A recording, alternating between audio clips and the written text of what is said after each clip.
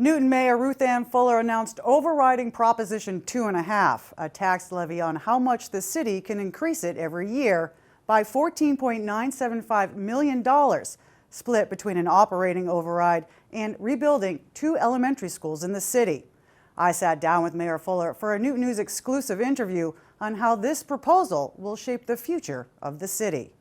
First, I'd like to just go over the general override question for the residents and what it entails. You specifically laid out 7 elements within this. Could you tell me how that was prioritized? We are continuously updating our financial plans, and you can imagine, particularly during the pandemic, the worst of the pandemic, how difficult that was. So we're always looking at what the needs are of our residents and our students.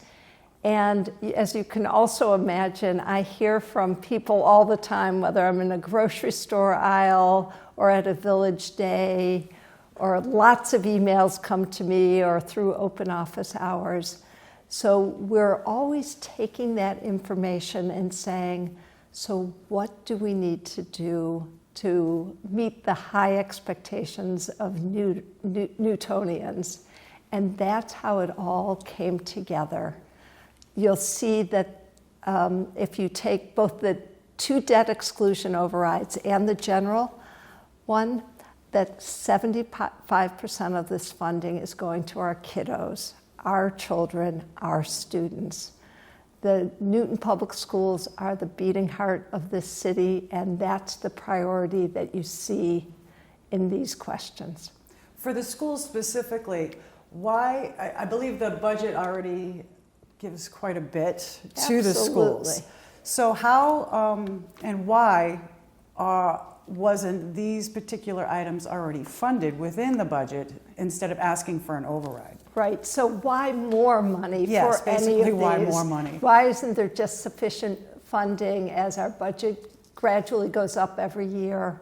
Why do we need even more? Mm-hmm. I think let's start with the Newton Public Schools, and let me talk about a couple of things that are happening in the world.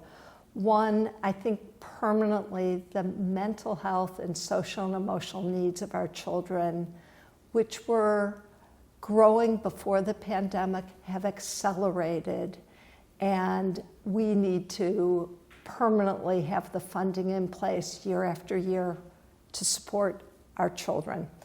I would also say, if you look back, I'm guessing 20 years ago, there wasn't even a technology line item in the Newton Public School budget. As a result of the pandemic, we've accelerated that. Now every student, 2nd grade through 12th grade, has their own device. And third, and I'd say most importantly, the Newton Public Schools are at the leading edge of this revolution and evolution in education, where our goal is to meet the individual needs of every single student. So that might be for a child who's learning English for the first time. It might be for a student who their learning style requires specialized services. It might be for another student who flourishes by being in lots of AP courses. For each of those students, we want to meet those individual needs. And to do that well, we want to have the funding in place to meet the individual needs of all our students. So that would be the number 1 under the general. Correct. The second one would be the streets, and many have complained for as long as I've worked here at Newton regarding the streets of Newton. Obviously a priority in the general override, but what is it that you'll be doing with this $1.4 million? I'm going to combine a couple of different categories. We've got $1.4 million in there to pave our streets better, fix more sidewalks, and to make safety improvements. We also have $1 million for parks and playgrounds and athletic fields. Both those areas, if you go walk around Newton, you can tell both of those have been underfunded. We need much better maintenance, and those dollars really make a big difference. Just think if over 10 years, $1 million a year of additional funding for our athletic fields and parks, that $10 million just moves the needle. On paving, we estimate with all our funding sources, if this override passes, we'll switch from reactive maintenance to preventative maintenance by 2030 for all our streets. It's a game changer. You've also put together some initiatives, something new regarding the seniors, for instance, as well as sustainability and trees. Each of those we're funneling an additional $500,000 into each of those three areas. Again, our seniors for years pre-pandemic had raised their hand and said, we're the fastest growing and largest demographic here in Newton, and we need more services and programs. This additional funding increases the budget, I think, by 57% out of our city operating budget for these important seniors who need and deserve these programs and services. Likewise, on our trees, you know, if you go back, I think it's to the 1950s, we had double the number of street trees. We need to plant more. We need to care for the ones that we do plant well. Obviously, it's beautiful. Mm-hmm. It's also great if there's flooding. It's great for these hot temperatures we're experiencing more and more. So trees are great. And I think maybe we'll be the first city or town in an override to specifically ask for funding to help with climate change and sustainability actions. We need to move our city and school buildings off of fossil fuels and onto electricity. The Pierce School, for example, still has oil burners there. So it's a really exciting and important work that's embedded in this proposal. And it's for $9.175 million for the general override. And then you're asking, so these are three separate questions. Correct. One for the general, and then there's two debt exclusion. The two debt exclusion ones, one specifically for Countryside, $2.3 million. What specifically, I guess it's about the same for both. It's just the difference in money. But what will be happening with those schools with these two particular debt overrides? For those familiar with Newton, the last override a decade ago completely rebuilt three elementary schools, Ainger, Zervis, and Cabot. Now it's so overdue for both Countryside and Franklin, the really aging schools that are not serving the teachers well or the students well. So each of those are $61 million projects. These debt exclusion overrides gives us the funds to pay for the bonds, to move them forward. There happen to be some state funding that's helping with Countryside and a few other sources of funding. Mm-hmm. So that's a little bit less in the override, but they're actually the same dollar figures for both schools. And that's a complete overhaul of both schools. Yeah, straight to each community is figuring out if it's a brand new school or a renovation addition. But if it's that, it'll completely gut the existing structures, like we did with Cabot, which was a renovation addition. Right. Can I just add? Of There's course. one more. Mm-hmm. In the general override, there's also a really important addition and renovation to the Horace Mann School. We've done a bunch of work there already, but it's still bursting at the seams. So that adds onto that school as well. So it's actually three different schools that will be refurbished. Newton received during the pandemic $63 million in ARPA funds. So why? Some people will question, why would Newton need an override if we received this money? It's such a logical question, and I think that will be on a lot of people's minds, and thank goodness we had those federal funds. Mm-hmm. We used quite a bit of those funding just for emergency relief and emergency support to our budget, And in addition, they're one-time funds, so we did do things like we did the designs for Countryside, we did the designs for Franklin out of it, we did the design for the new Cal out of it. Mm-hmm.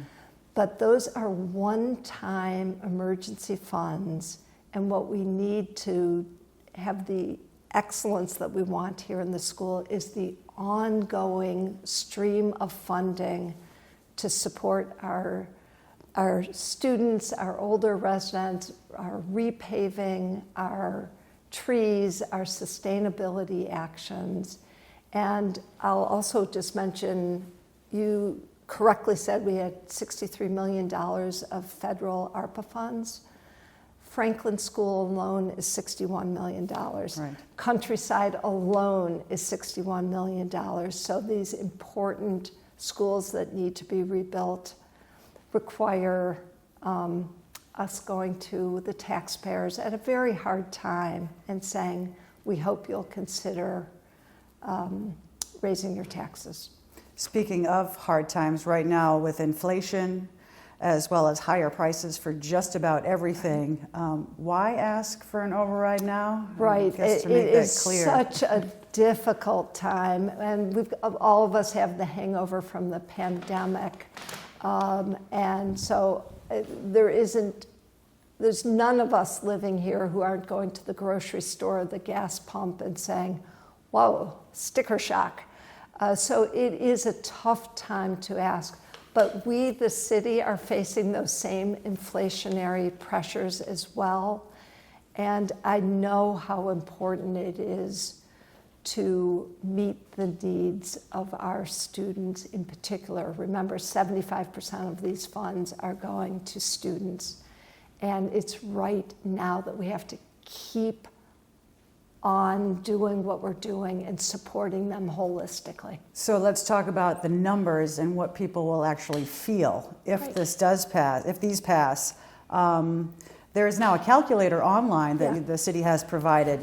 But what is the average increase for, I guess, for different households? I mean, it might be tough to go through all of them. I'm going to use my cheat sheet so Please do. don't accidentally say the wrong number. So I'll give you 2 data points, but again, I really encourage anybody to go to newtonma.gov/override, go straight to the calculator, put in your property address, and you can see exactly what it will cost you. It's astonishing right now, but the median assessed value of a home in Newton is gulp, $1.2 million. It's amazing. I know. For that homeowner, the impact next year initially is only $290. But once we do all the bonding for Countryside and Franklin, those 2 debt exclusion overrides, that actually won't start for a few years, and then it gets feathered in during the construction process. So in 7 years' time, the total additional cost for that homeowner would be an additional $183. So, but let me give you a different data point. Let's say you're the homeowner of a home assessed at $750,000. Year 1, next year, it's $173 of additional taxes if this passes, plus, again, 7 years later, an additional $110 beyond that. So what about those who cannot afford these higher taxes? What options are available for them? It weighs very heavily, certainly on me, but I think on all our voters about the impact on those who are on fixed incomes or who have low incomes. What I have proposed to the City Council is we have 9 tax assistance programs. 7 of them I am asking the City Council to move forward with the paperwork to double the amount of assistance we can give people, and the other 2 to expand them. So I'm hoping, actually, I hope people in general will look at that tax assistance that's available and take advantage of it if you've got a tight income. Are those available now? They're available right now. I just want to make them even more expansive and more available. If the general override passes, when will these property taxes increase, as well as if the debt exclusion override pass, both of those pass, when will that increase happen and for how long? The distinction is, as you correctly pointed out, there's one operating override question. That's the $9.175 million. That's a permanent increase in people's taxes, and it takes effect essentially immediately. We believe there'll be a vote in March 2023. Those taxes go into effect starting in July 1st, 2023. And those go forever, and that's on top of traditionally the city council does increase taxes by the Prop 2.5 amount of 2.5%. So we as taxpayers, full disclosure, you probably have a 2.5% increase plus this general override increase. So both of those will go into effect, and that's forever. The two school building projects for Countryside and Franklin, those don't start till we start bonding the projects themselves. We don't think we're going to start construction. We've still got a couple of years to finalize designs. So that's probably fiscal year 2026 or something. And the bonds are issued over a series of years for each school, over 2 to 3 years. So it gets feathered in slowly. And those are not permanent increases. Those are for the life of the bonds, which will be 30 years. So it's a long time, I grant you. But once we finish paying off those bonds, that tax increase goes away.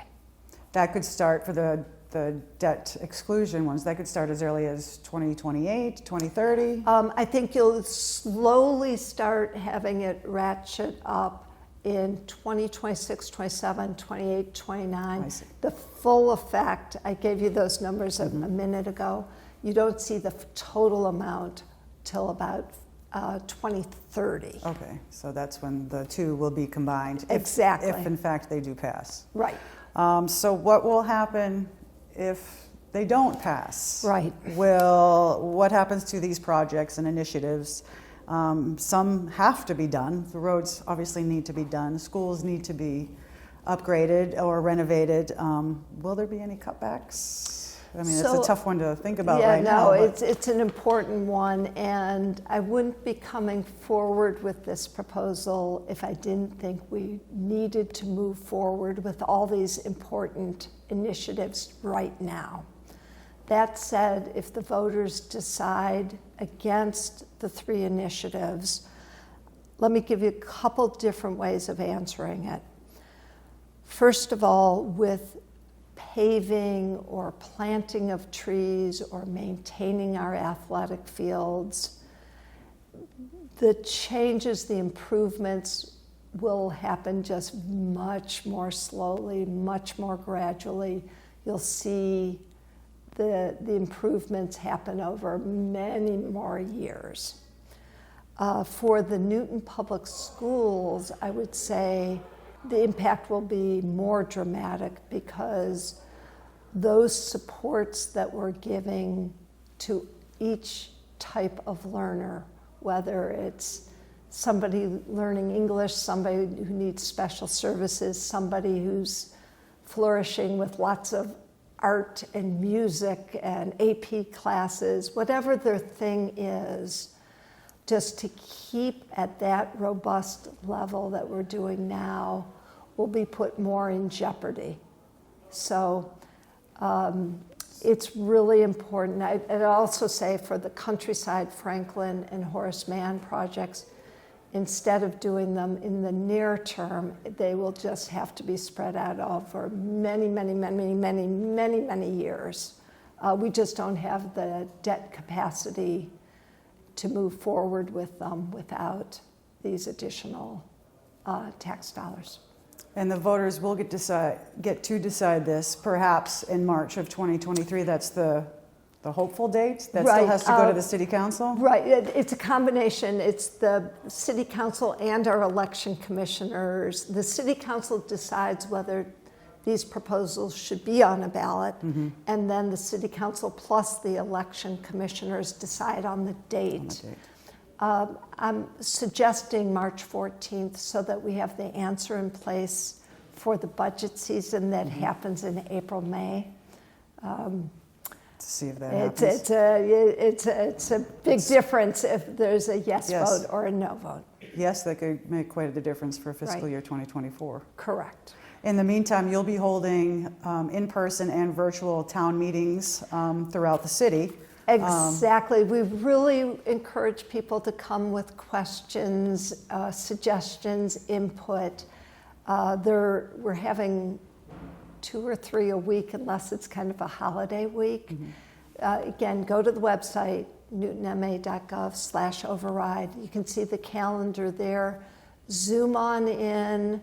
You can email your questions ahead of time. You can email them then. You can do it anonymously. You can do it using your name, whatever works best for you. We're having some where everybody from all the different departments are there to answer questions, and others are focused on specifically, let's say, the schools or paving or sustainability. Drop in. We really encourage you to find out more and think deeply about this question. Well, thank you very much, Mayor. I appreciate you taking the time to explain this in a little more detail. And I'm sure we'll be talking over the next few months to see how things are going and what we can do. I'm right here. I'm grateful to you, Jen, and to New TV. Thank you very much. And more information, as the mayor said, is available on the city's website at newtonma.gov/override.